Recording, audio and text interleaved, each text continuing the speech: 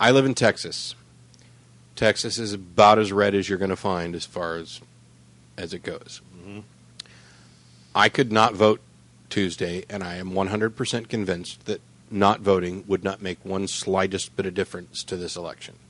You mean you being a voter in Texas? Yes. Me being a voter in Texas, deciding not to vote, is not going to make the slightest bit of difference to this election, at least the presidential election. Right. It's a red state. McCain's going to take Texas. I mean, it would. I would consider Obama winning Texas to be almost proof of God. A sign of the apocalypse. Yes, almost, not quite. So just in case it happens, and I'm rooting for it.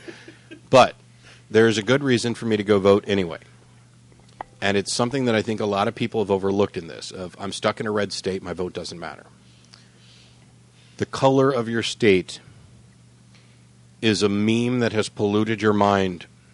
They weren't always red. They weren't always blue. They're not always going to have to stay that way.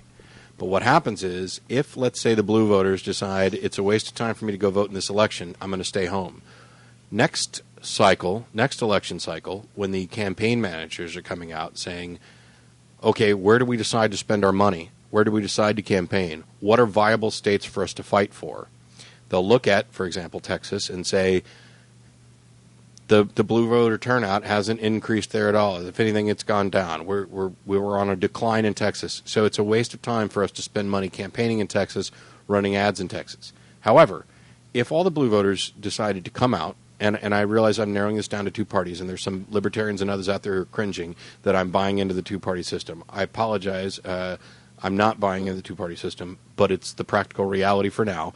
And the same thing that I'm saying about blue voters applies to all of you, because we could end up with green states or L states, I don't know, purple, whatever color we pick for libertarians. If we all went out and voted, then in the next cycle they can say, you know what, there was a big, and we still lost Texas huge, but there was a big upswing in blue voters there. And over the course of the next 8, 16, 20 years, if we focus our efforts there and change things beginning not just at a grassroots level, but at the state level, and then now there may be a reason for us to spend campaign money there because that may be a state that we could turn. That can change the face of politics. It's the long view that you've got to have. It's not this election, my vote is a throwaway vote, but it's not a throwaway vote because they still know how many people participated in the election for different parts, and that goes to determine how much money they spend campaigning here next time.